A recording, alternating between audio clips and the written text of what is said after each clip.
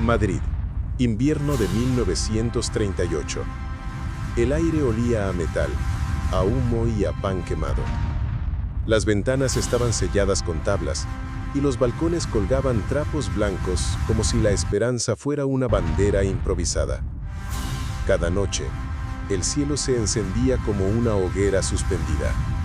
El estruendo de las bombas se confundía con los rezos, con el llanto, con la respiración contenida de una ciudad que ya no sabía dormir. Clara Ramírez caminaba deprisa, sujetando su abrigo raído.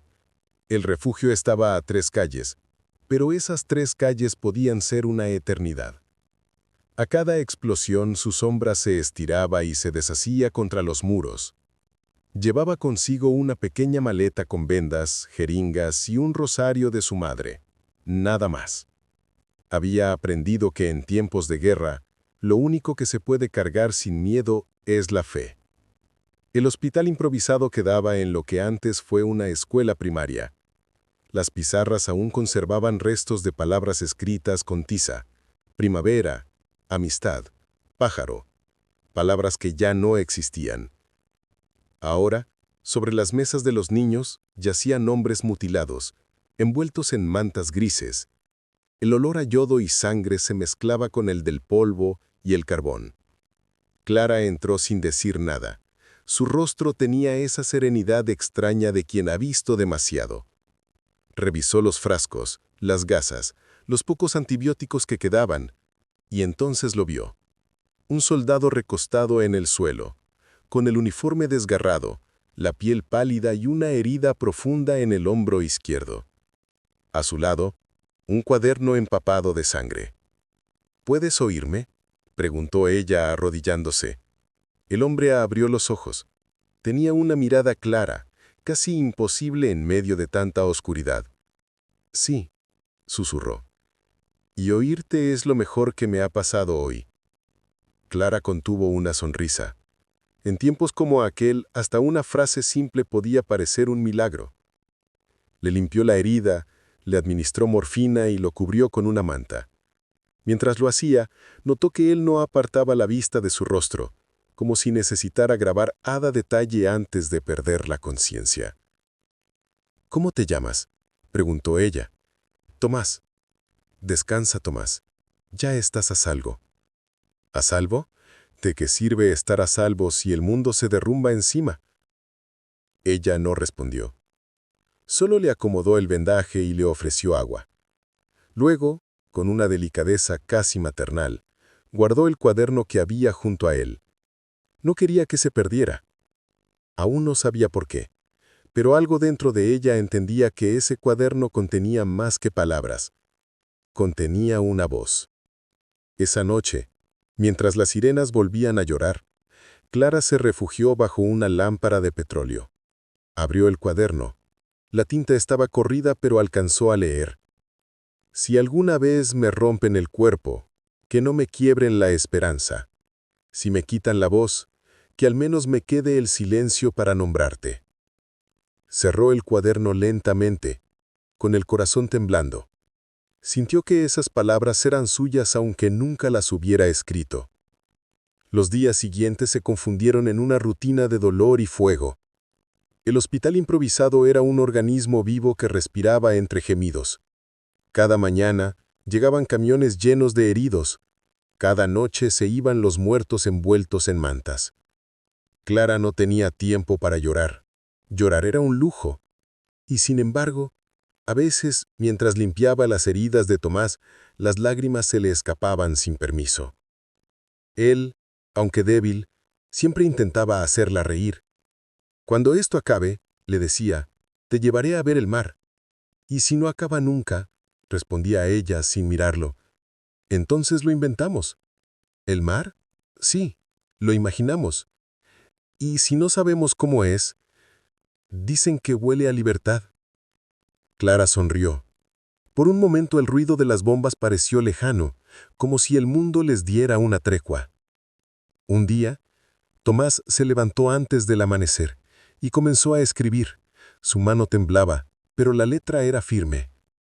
Clara lo observaba desde la otra esquina de la sala. ¿Qué haces?, preguntó. Escribo para cuando ya no pueda hablar. ¿Y a quién escribes? A ti. Ella se quedó inmóvil. Él no levantó la vista. Siguió escribiendo como si la guerra no existiera, como si las palabras pudieran detener el tiempo.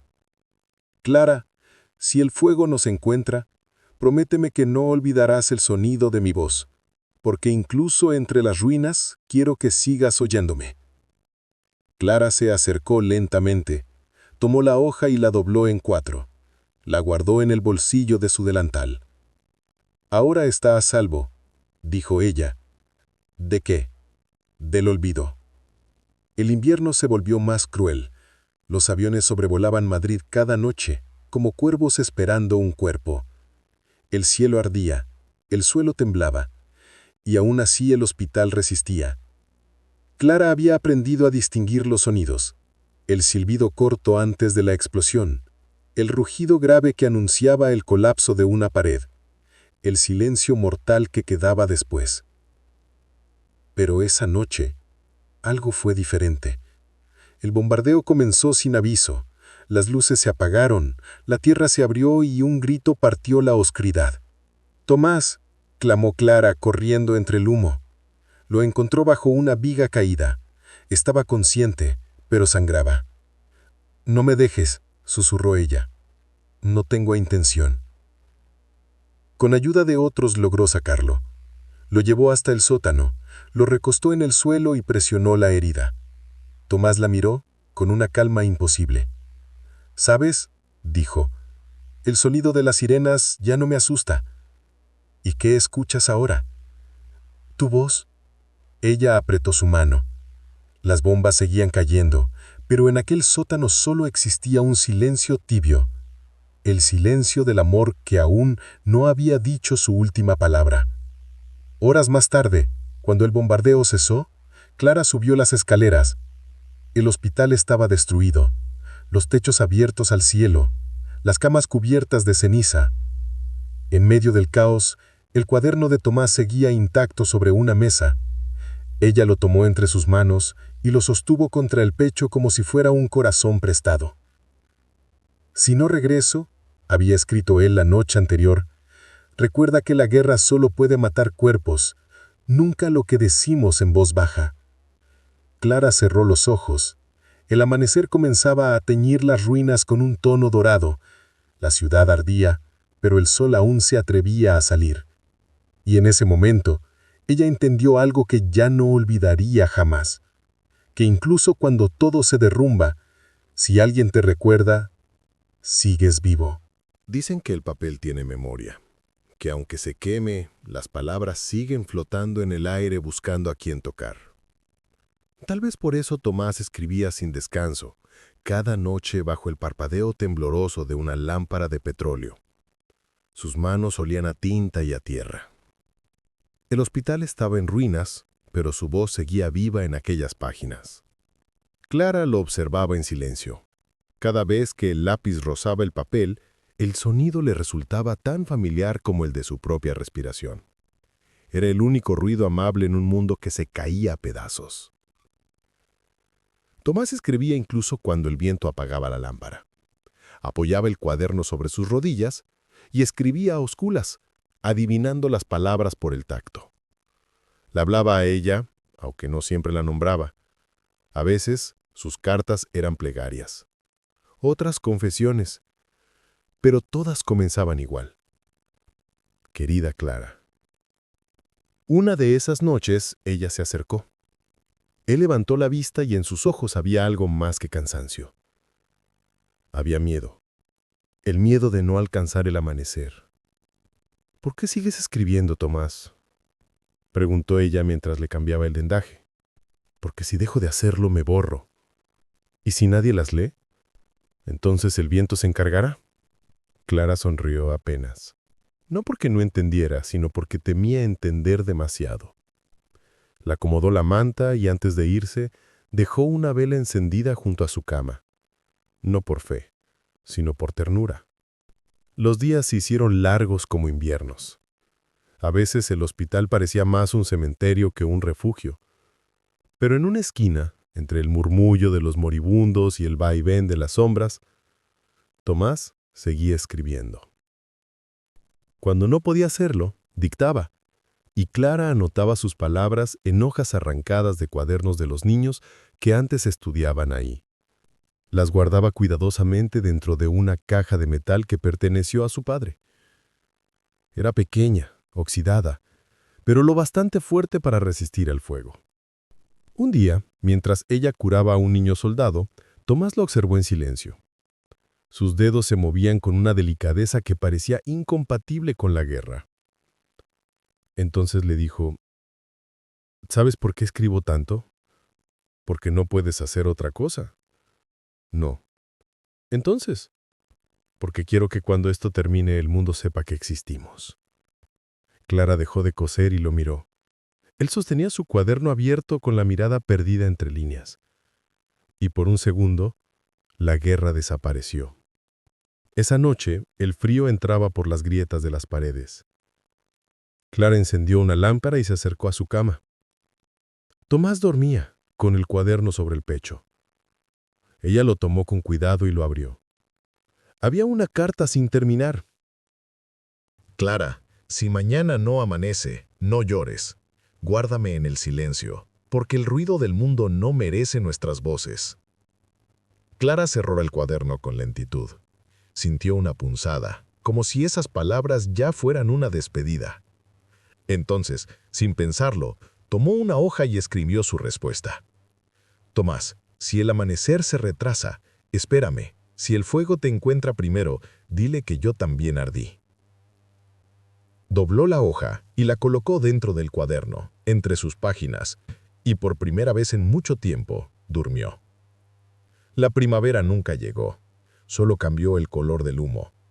El frente avanzaba, los soldados heridos se multiplicaban, y el hospital se convirtió en un laberinto de cuerpos y rezos.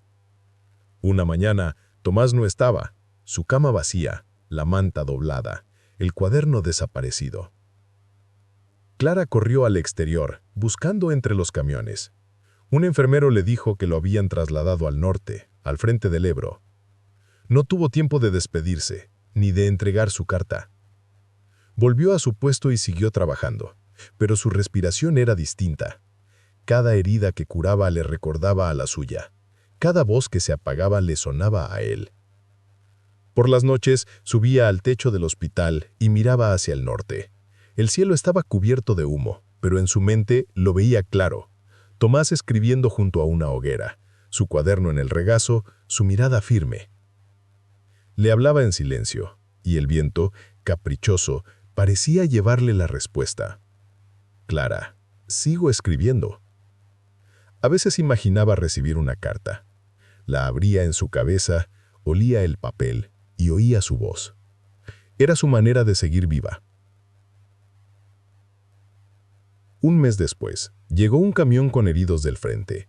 Entre ellos, un hombre con el uniforme de Tomás. Clara corrió a su encuentro, el corazón golpeándole en el pecho. Pero no era él, era otro. Llevaba un sobre doblado en el bolsillo. Lo entregó sin hablar. Para Clara del hospital de la calle Atocha. Clara rompió el sello con manos temblorosas. Dentro había una hoja amarillenta escrita con prisa. Clara, sigo vivo, aunque el mundo insista en lo contrario. No sé cuánto durará esta tregua, pero mientras pueda sostener una pluma, seguiré escribiendo. Si las cartas no llegan, no importa, porque cada palabra que pienso ya lleva tu nombre. Ella apretó la carta contra el pecho y lloró en silencio. Por primera vez desde que empezó la guerra, dejó que las lágrimas cayeran sin culpa. Semanas después, un bombardeo destruyó parte del hospital. Clara logró sobrevivir, pero la caja de metal donde guardaba las cartas quedó sepultada bajo los escombros. Pasó horas buscándola entre el polvo y el humo. Cuando por fin la encontró, estaba intacta. La abrió y revisó las cartas una por una. Estaban ennegrecidas por el humo, pero aún legibles. Ni el fuego pudo. Sonrió entre lágrimas. Aquella caja ahora era su vida entera. Su única certeza en un mundo que se desmoronaba. El frente del Ebro había caído. El ejército republicano se retiraba. Madrid resistía, pero ya sin esperanza. Clara empezó a escribirle aunque no supiera dónde enviar las cartas. Cada noche una nueva hoja. Le contaba cómo estaba el hospital, cómo el cielo se volvía más gris, cómo el pan sabía a polvo. Le hablaba como si él pudiera escucharla desde alguna trinchera. Tomás, hoy curé a un niño que no tenía edad para morir. Pensé en ti todo el día, en tus manos, en tu letra, en tu promesa de mar. Guardaba cada carta en la caja de metal. La cerraba con cuidado como si fuera un relicario. A veces se preguntaba si todo eso tenía sentido, pero cada vez que el mundo se volvía insoportable, bastaba con tocar esa caja para recordar que aún existía algo que la guerra no podía destruir: la memoria. Una madrugada, una explosión la despertó. El hospital tembló. Corrió a proteger la caja, la apretó contra su pecho y bajó al refugio. A su alrededor la gente rezaba, gritaba, lloraba. Ella no. Solo repetía en silencio su nombre: Tomás. Tomás. Cuando el estruendo terminó, subió. Todo había desaparecido. Techos, paredes, camas. Solo quedaron restos de papel flotando en el aire. Fragmentos de cartas que el fuego no logró quemar. Clara se arrodilló entre las ruinas.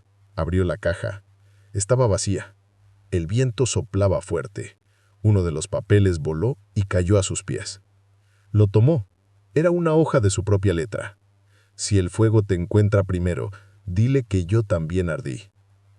La apretó entre sus manos y comprendió que, aunque todo se hubiera perdido, algo de ella y de él seguiría ahí, en el aire, en las ruinas, en la voz del viento que aún repetía su nombre.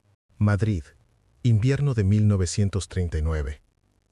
La guerra aún no había terminado, pero el ruido sí. Y cuando el ruido muere, el silencio se vuelve más insoportable. Las calles olían a humo y soledad. Las ventanas rotas dejaban entrar un aire frío que parecía venir del mismo pasado. Las paredes estaban cubiertas de nombres escritos con tiza, nombres de los que ya no regresaron. Clara caminaba sola. Su bata blanca, ahora gris, se movía con el viento. No quedaba hospital, ni soldados, ni esperanza.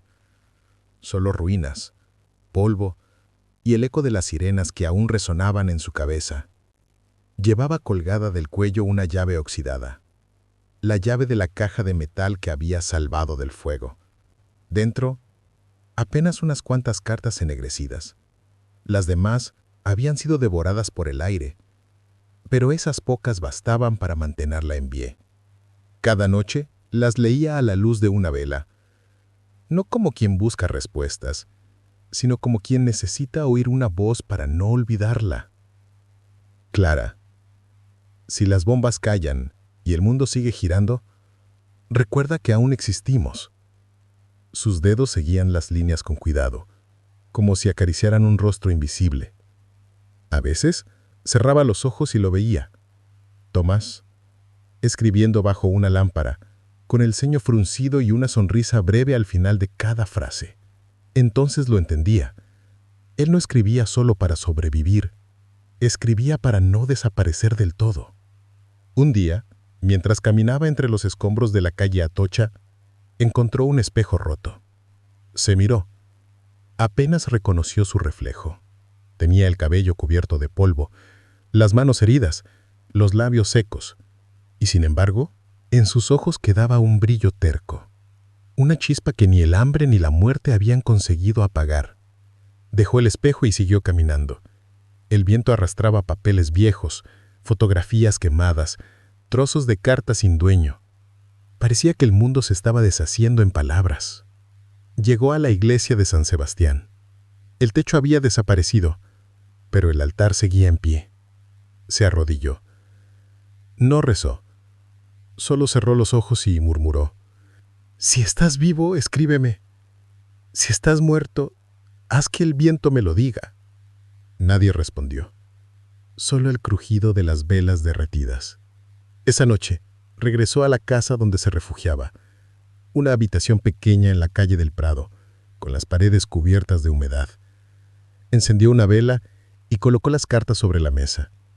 Las leyó una y otra vez, hasta que el cansancio la venció.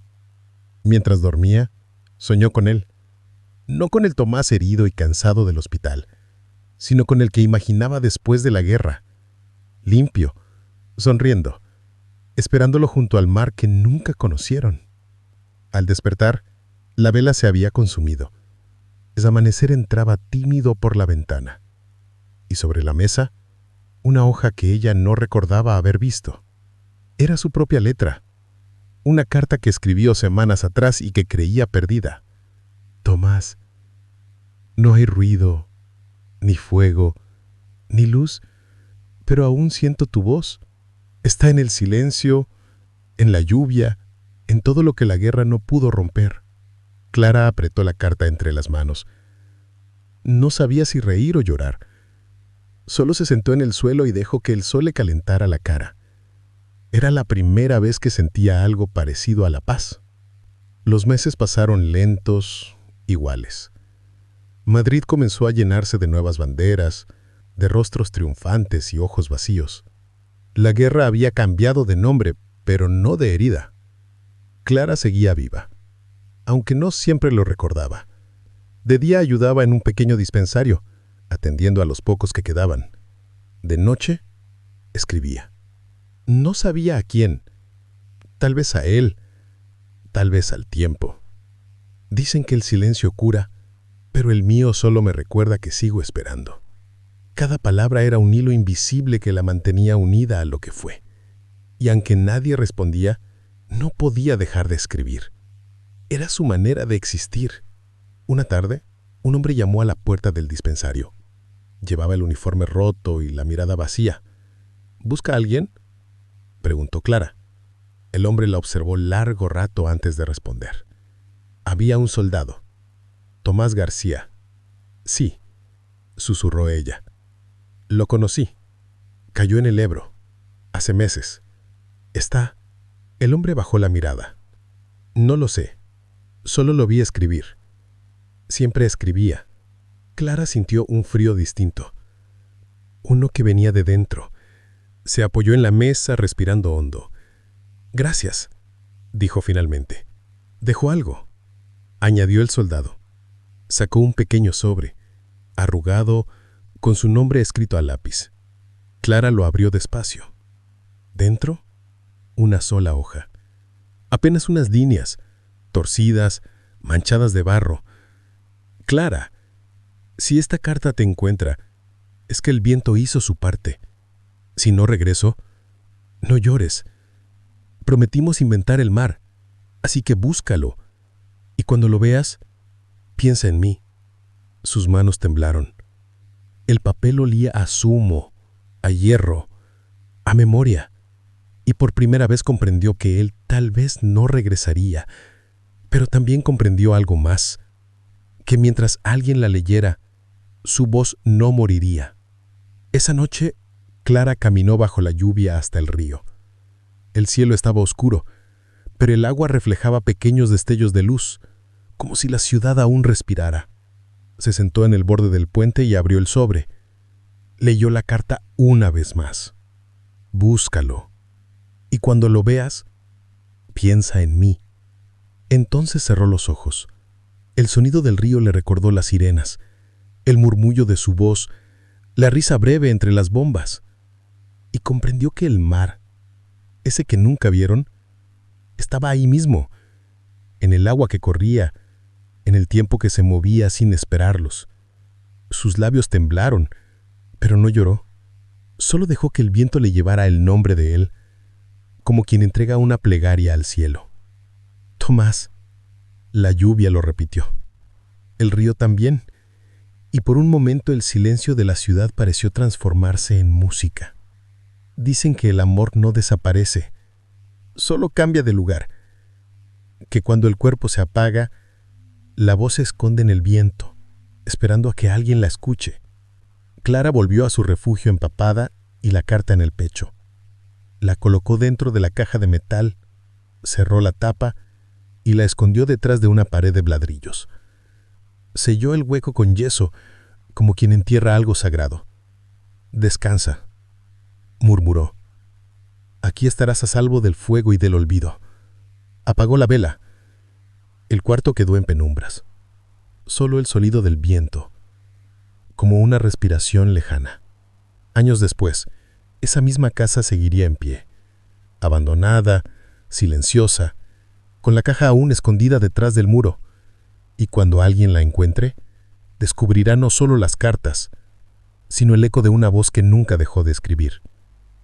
Porque el silencio también tiene memoria. Y a veces, cuando el viento sopla en Madrid, aún se escucha el roce de una pluma y el susurro de una mujer que dice su nombre. Madrid, 1982.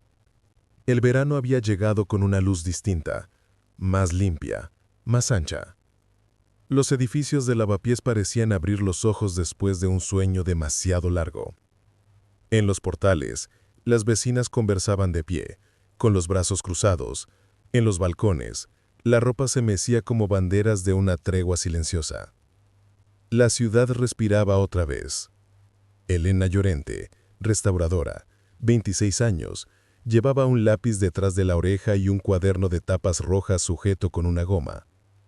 El trabajo de aquel día era sencillo, según el encargado. Sanear el enlucido del primer piso de una casona de la calle del Prado, número 17, un inmueble del siglo XIX que olía a humedad vieja, a yeso y a historia mal contada. Entró con su equipo por un zaguán alto, donde la luz se quebraba en polvo dorado. El patio interior aún conservaba un pozo ciego, cubierto por un enrejado de hierro floreado. Arriba, las golondrinas cruzaban el cielo como pequeños sobres negros. Elena alzó la vista y sonrió. Siempre que descubría un patio así pensaba que el tiempo no era un reloj, era un patio con ecos. Subieron la escalera de madera, que crujió como si hubiera aprendido a hablar de tanto esperar. El encargado, un hombre de bigote fino, señaló una pared desconchada en la galería. «Hay humedades. Pica aquí con cuidado», dijo. «Y, por favor, si aparece un nido de ratas, me avisas antes de salir corriendo». El equipo rió. Elena no. Había aprendido que detrás de una pared puede haber de todo, menos ratas. Puede haber memoria. Colocó sus guantes, apoyó el cincel y golpeó con el martillo. El sonido fue hueco, como si detrás no hubiera ladrillo sino aire. Golpeó una segunda vez, más suave, y sintió la vibración en la muñeca. «Aquí hay un hueco», murmuró. Se agachó. La capa de yeso se desmoronó mansamente, como una nieve vieja. Entonces lo vio. Un borde metálico oxidado, apenas asomado entre los ladrillos. Un rectángulo pequeño, no más grande que una caja de zapatos. «Julián, ven», llamó al compañero. «Aquí hay algo». Julián se acercó, curioso, y ambos despejaron los restos con espátulas. La caja apareció completa, dormida dentro del muro, sellada con una cinta de hierro negra comida por el tiempo. «¿La sacamos?», preguntó él. Elena asintió. Tiraron con cuidado, y la caja cedió con un suspiro. El metal estaba frío, incluso con el calor del verano, como si guardara el invierno de otro siglo adentro. Elena la sostuvo con ambas manos. Tenía el peso exacto de lo importante. No estaba cerrada con candado. Solo una pequeña lengüeta doblada mantenía la tapa fija. Elena respiró hondo, apartó un mechón de pelo de la frente, buscó su cuaderno rojo, por costumbre, como quien pide permiso a la página antes de mirar al pasado, y levantó la lengüeta. Un olor húmedo, dulce, salió de la caja. Papel dormido, tinta reseca, un leve recuerdo de humo. Dentro, ordenados con una delicadeza increíble, había cartas, decenas, tal vez más de 100. Envolvían otras hojas más pequeñas con bordes chamuscados. En el fondo, un rosario de cuentas oscuras y una llave diminuta oxidada que parecía haber aprendido a callar. Elena no habló. Julián tampoco. Los dos sabían que lo que habían hallado no era un tesoro, ni una reliquia. Era alguien. «Guardemos la caja en el taller», propuso al fin. «Y si el encargado...?» «Se lo diremos. Pero primero, hay que ver qué pide esto». «¿Qué pide?» «Sí. Algunas cosas piden ser contadas, otras piden silencio», dijo Elena. «Y esta...» No terminó la frase. Se quedó escuchando la caja como quien se inclina hacia un pecho en busca de latidos. La llevaron al cuarto del fondo, donde la luz entraba en oblicuo y hacía bailar el polvo. La apoyaron sobre una mesa de caballetes, entre pinceles, papeles de lija, algodones y botes de cola caliente. Elena se quitó los guantes y con los dedos limpios tomó la primera carta. El sobre estaba amarillento, en una esquina casi borrado, un nombre escrito a lápiz: Clara. Elena tragó saliva. Abrió con la punta de un bisturí dejando el borde intacto, como si devolviera a la carta su primera respiración. Sacó la hoja. La tinta se había corrido, pero la letra, férrea y humilde, resistía. Leyó en voz baja, temiendo romper algo además del silencio. Querida Clara, si el fuego me encuentra, dile que me encontraste tú primero. Elena cerró los ojos. Sintió un estremecimiento lento, como un hilo frío que le subía por la espalda. Julián, susurró. ¿Has oído? No he oído nada. Precisamente. Volvió a la hoja. Los párrafos eran breves como respiraciones después de correr. En una esquina, un número, 1938. Al pie, un nombre, Tomás. Y bajo el nombre, una fecha escrita con prisa, como si el reloj hubiera estado encima de la mesa marcando el fin del mundo. Tomó otra carta. Estaba ennegrecida por el humo. Las primeras líneas decían: Clara, hoy las sirenas han llorado como si fueran niños. He pensado en tu voz. He pensado en el mar. Elena sintió de golpe una punzada de ternura por esos dos desconocidos. La pared, la caja, el rosario, la llave, todo estaba hablando el mismo idioma. El idioma de lo que se guarda porque no se pudo decir a tiempo. ¿Y si esto fue una casa refugio?, aventuró Julián. Puede. O una casa cualquiera que aprendió a ser tumba. ¿Tumba? De papeles, de voces. Siguió leyendo. Las cartas parecían formar un calendario de ceniza. A veces una palabra se repetía como un deseo: volver. A veces aparecía otra como un juramento: esperar. En el fondo de la caja, apiladas aparte, encontró otras cartas. La letra era distinta, más fina, más serena. En el primer renglón, un comienzo que heló el aire. Tomás, si el amanecer se retrasa, espérame. Elena apoyó la mano sobre la mesa para no marearse. Aquellas hojas no estaban escritas para ella, y sin embargo la nombraban de otra manera. La nombraban como se nombra a cualquiera que llega tarde y aún quiere escuchar. Esto hay que documentarlo, dijo al fin. ¿Dar parte? Sí, pero antes debo saber quiénes fueron. ¿Para qué? Para no repetir sus nombres como se repiten los de una lápida, para contarlos. Esa tarde, Elena pidió permiso para salir una hora antes. Bajó a la portería. La portera era una mujer bajita, de ojos vivos, 70 y tantos, que se presentó como María. Llevo aquí desde el 55, y antes venía de aprendiz. ¿Qué buscan? Historias, sonrió Elena tímida. ¿Recuerda quién vivía en el primero antes de la obra? María frunció el ceño como si buscara en un cajón muy lejos. Un matrimonio sin hijos, después de la guerra. Ella enfermó. Él se fue con una sobrina a Málaga. Antes hizo una pausa. Hija, antes hubo de todo. Refugiados, soldados, colas para el pan, apagones y miedo. ¿Alguna Clara? ¿Algún Tomás? La mujer cerró los ojos y negó con la cabeza. Esos nombres los he oído toda la vida. Pero aquí... Abrió las manos. Pasan más nombres que trenes. Elena agradeció, decepcionada y al mismo tiempo más terca. Si necesita preguntar, yo estoy aquí, añadió María. El edificio guarda secretos, pero no es mala gente. Un edificio que no es mala gente. Se fue sonriendo. Le gustaba pensar que las casas eran personas cansadas y que a veces, cuando confiaban, te dejaban entrar en su memoria. Volví al taller con pan y fruta para todos. El equipo recogía. El sol caía rojo sobre la galería. Las sombras se alargaban como cintas. Elena cerró la puerta del fondo y encendió una lámpara. Se sentó nuevamente ante la caja. Sacó otra carta. La fecha, noviembre de 1938. La letra, la de Tomás, ya más apretada, más urgente. Madrid aguanta, Clara. Yo también. Si no te llegan mis cartas, no importa.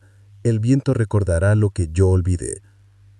Abajo, una firma temblorosa y una postdata. Prometimos inventar el mar. No me faltes. Elena exhaló un suspiro que pareció la risa. Inventar el mar. Repitió. Qué hermosa obstinación. Buscó más. Una hoja sin envolto, medio quemada, con una frase de Clara que parecía respuesta. Si el fuego me encuentra primero, dile que yo también ardí. La hoja se estremeció entre sus dedos.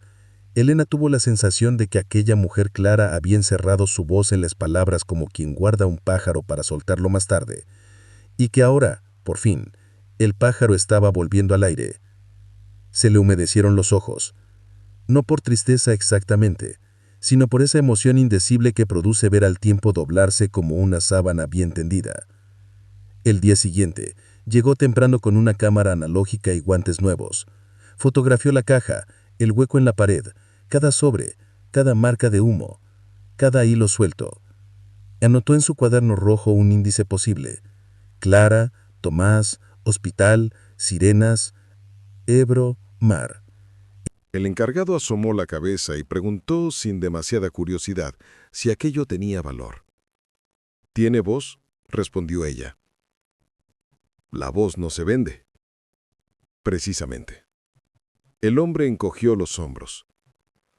«Con tal de que no nos pare la obra». Elena sonrió. Había aprendido que las obras y las historias tienen la misma impaciencia. Ambas quieren terminar antes de comprender. Por la tarde, apareció una mujer menuda en la puerta del taller. Llevaba un vestido oscuro y un broche antiguo de nácar. «Perdón», dijo, «la portera me ha dicho que encontraron papeles. Me llamo Aurora. Viví en este edificio cuando era niña». «Pase», invitó Elena. «Estamos intentando saber algo».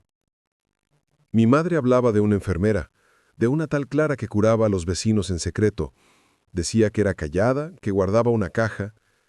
Elena sintió un golpe en el pecho. «¿Aquí? Aquí mismo. ¿Y un hombre Tomás?». Aurora intentó recordar. «Ese nombre», cerró los ojos. «Sí, mi madre decía que había un muchacho que escribía por las noches, en un colegio hecho hospital. Pero no lo vi nunca». «Gracias», susurró Elena. «Gracias». La mujer se fue despacio, como quien deja flores en una tumba invisible. Elena permaneció un rato con la mirada fija en la caja. Una enfermera que guardaba una caja. La frase le pareció una contraseña. Esa noche decidió leerlo todo. Sacó las cartas por orden de fechas, las extendió sobre la mesa, encendió la lámpara y con una taza de café empezó a caminar con los ojos por esa ciudad antigua de tinta. Había cartas que eran apenas un soplo. «Hoy escribo para saber que existo». Había otras que eran confesiones. «Te temo y te necesito», como al aire en medio del humo. En todas el mismo latido, la certeza de que nombrar era salvar. En medio del montón apareció una hoja más gruesa con la caligrafía bella y firme de otra época. Estaba fechada en 1950 y no llevaba sobre. Decía: «A quien encuentre estas palabras, no busque vencedores. Solo hubo hijas, madres y amores que el fuego quiso convertir en silencio. Si alguien aún recuerda mi nombre, que sepa que amé y que perdoné». Elena se llevó la mano a la boca. Había leído algo así en otra parte, en algún archivo del exilio, en una nota de prensa perdida. La punzada se hizo certeza. Aquella voz tenía dos finales, uno en Madrid, otro en el mar. Siguió leyendo hasta que los párpados le pesaron. Cuando levantó la vista, la noche había entrado en la galería como un agua lenta. Apagó la lámpara. La caja quedó allí, sobre la mesa, como un animal que por fin ha encontrado dónde dormir. El tercer día, llevó las cartas a un archivo municipal para digitalizarlas. Un técnico de mirada amable, Sergio, las recibió con una mezcla de respeto y alegría. «Esto es un hallazgo. No por el valor histórico, que lo tiene, sino por el valor humano. ¿Podremos reconstruir quiénes fueron? Quizá. A veces los papeles saben más que los registros. Trabajaron juntos toda la mañana. El escáner respiraba luz sobre las hojas como un sol tibio. Cada carta iba dejando su huella en la pantalla. Cada mancha de tinta se volvía mapa. Cada rasgadura un río. «Escucha esto», dijo Sergio ampliando una zona. En el borde, con lápiz, alguien escribió: «Inventar el mar». «Él», dijo Elena. «¿Y aquí?» Pasó otra página. «Si el amanecer se retrasa, espérame». «Ella», sonrió Elena. Salieron a la calle con una carpeta de copias y un cansancio feliz. El sol de la tarde hacía brillar los adoquines. Elena pensó que algunas tardes de Madrid tienen el color exacto de las cosas salvadas. De vuelta en la obra, encontró a María esperándola, como si supiera la hora exacta en que vuelven las noticias. «¿Y bien?», preguntó la portera. «Eran dos», respondió Elena. «Una enfermera y un soldado que escribía». «No me digas», murmuró. «Como tantas». «Como tantas», repitió, pero con algo que muchas no tuvieron. Una caja que supo esperar. María acarició la tapa con los dedos arrugados. Las casas guardan lo que no nos atrevemos a contar, y cuando les llega la hora, abren la boca. Elena sintió que el edificio la miraba. De algún modo la pared parecía más leve, como si hubiera descansado por fin. Esa noche, sola en su cuarto de alquiler, abrió su cuaderno rojo y escribió: «He visto al tiempo dormido en una caja. Lo he despertado con las manos, con los ojos. No me ha mordido, me ha agradecido. Quizá eso sea la memoria, un animal manso que nos acompaña cuando lo tratamos con cuidado». Luego soñó con un mar que no conocía. En el sueño, una mujer, Clara, caminaba por la orilla con una carta en la mano. El agua no mojaba el papel. El viento susurraba un nombre, Tomás, y ella, sin volver la vista, decía: «Ya voy». Los días siguientes fueron un ritual. Rescatar, leer, fotografiar, volver a guardar. A Elena le gustaba hablar en voz baja mientras trabajaba, como quien le explica a un niño dónde dormirá, qué comerá, de qué no debe tener miedo. «Tranquilos», decía los papeles, «no se perderán otra vez». El yeso de la pared nueva se secaba con una blancura que parecía promesa. Una tarde, mientras reponía el rosario en el fondo de la caja, la llave diminuta chocó con el metal y tintineó. Elena la tomó entre los dedos. No habría allí nada. Era una llave de otra parte, de otra puerta, tal vez de un cajón que ya no existía. La sostuvo un rato, adivinando su forma original, el hueco de una cerradura antigua. Entonces se le ocurrió que no todas las llaves abren, algunas recuerdan, y que el recuerdo es otra manera de entrar. Cuando terminaron las labores del primer piso, el encargado anunció que al día siguiente cambiarían de sector. «¿Qué hacemos con la caja?», preguntó. Elena la miró, como se mira un animal herido que ya puede caminar. «Quiero devolverle un lugar», dijo, «un sitio donde pueda ser oída». El encargado alzó las cejas. «¿Un museo?». «No aún. Primero un acto sencillo». «¿De qué clase de acto?». «Abrir la caja delante del edificio, leer una carta, decir sus nombres en voz alta. Que la casa y el barrio los reconozcan». El hombre sonrió por primera vez con algo parecido a orgullo ajeno. «Hazlo. A esta finca le vendrá bien una historia con corazón. Solo ha tenido reformas». Y así una tarde de viernes, cuando el sol cayó como un vino dulce sobre los patios, Elena colocó una mesa de madera junto al portón, cubrió con un paño blanco y posó la caja encima.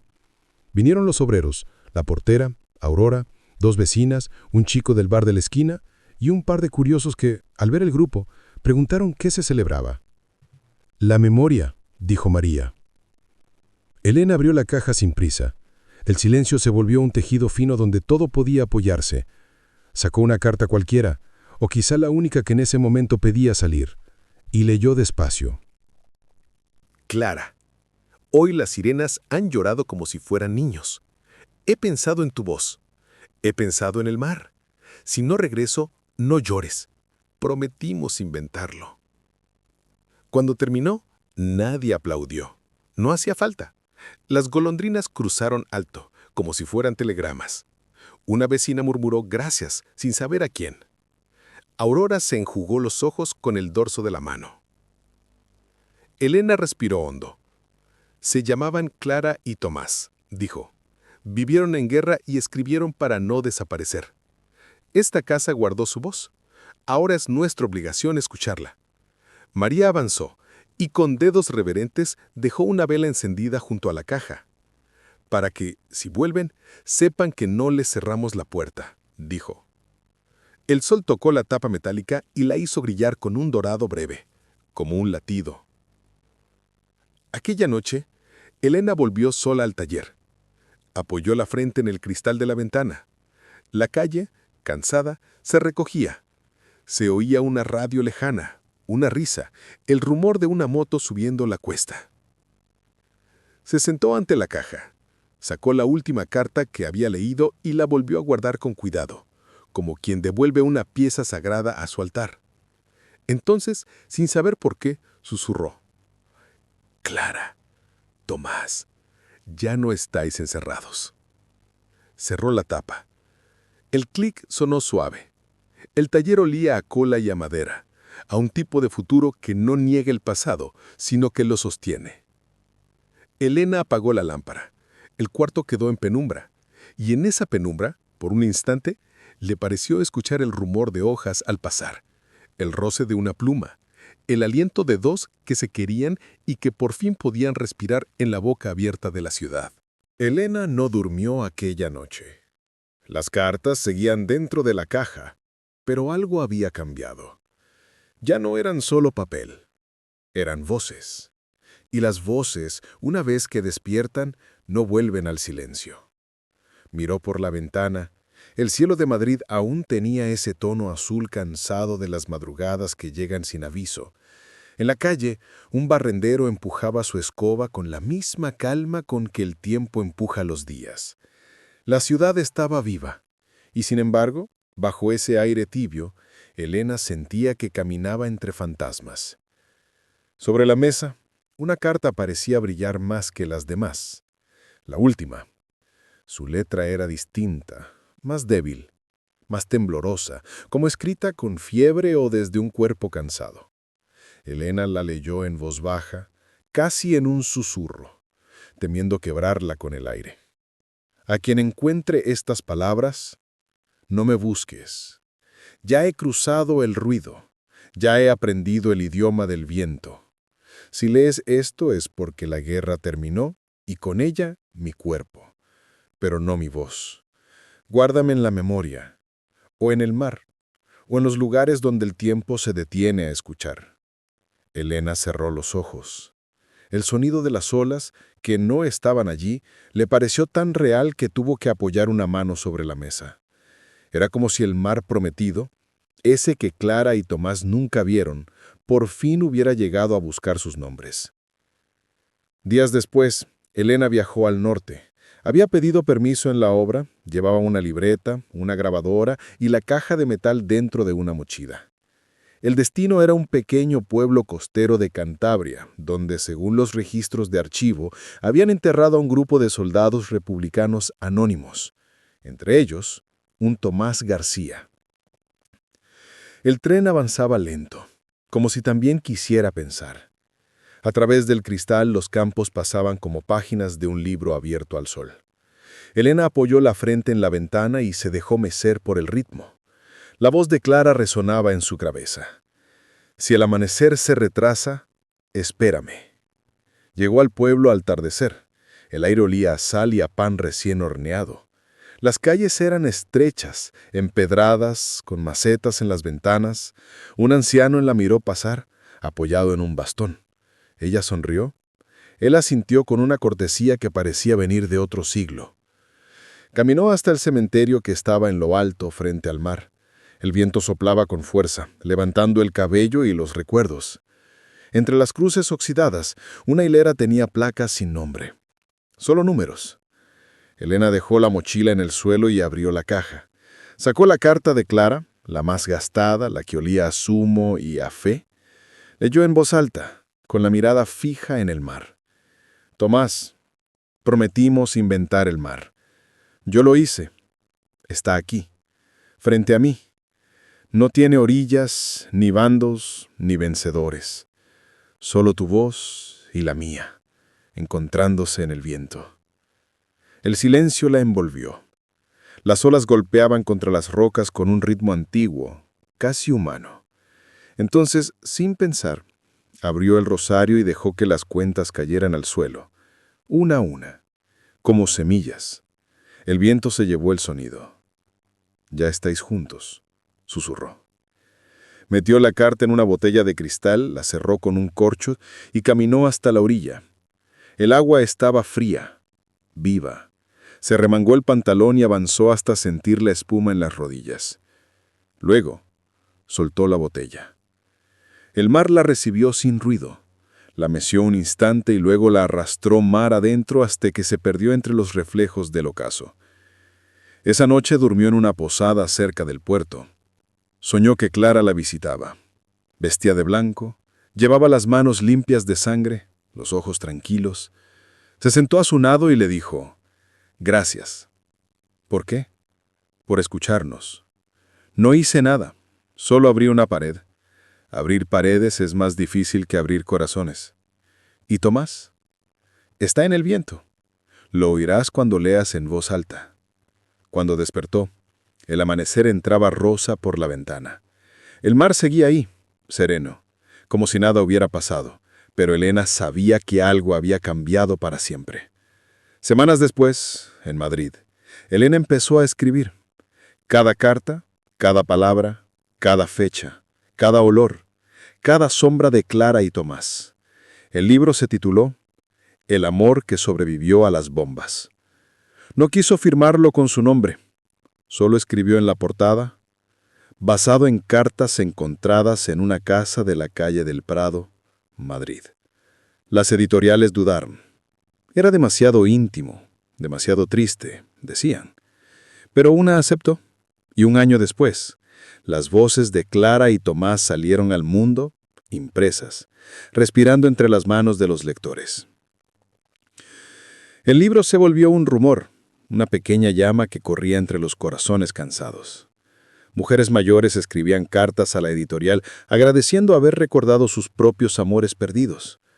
Hombres callados, que nunca contaron lo que vivieron, dejaban flores sin nombre frente a la casa del número 17. Elena no buscó fama. Solo escuchaba.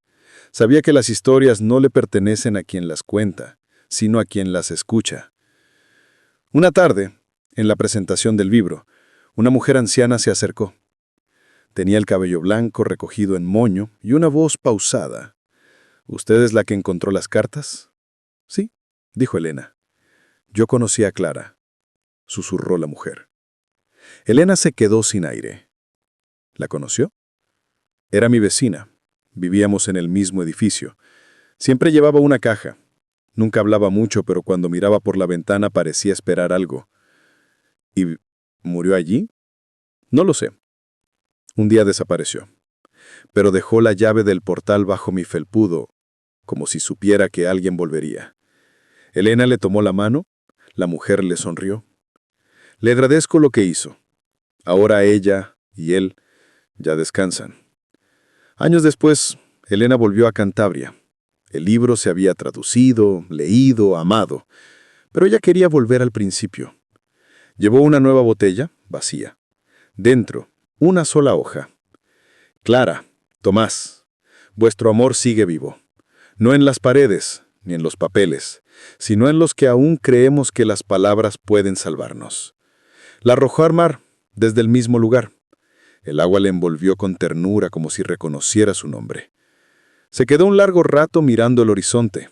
El viento le acariciaba el rostro y por un instante juró escuchar dos voces entrelazadas que reían como si las sirenas del pasado se hubieran vuelto canción.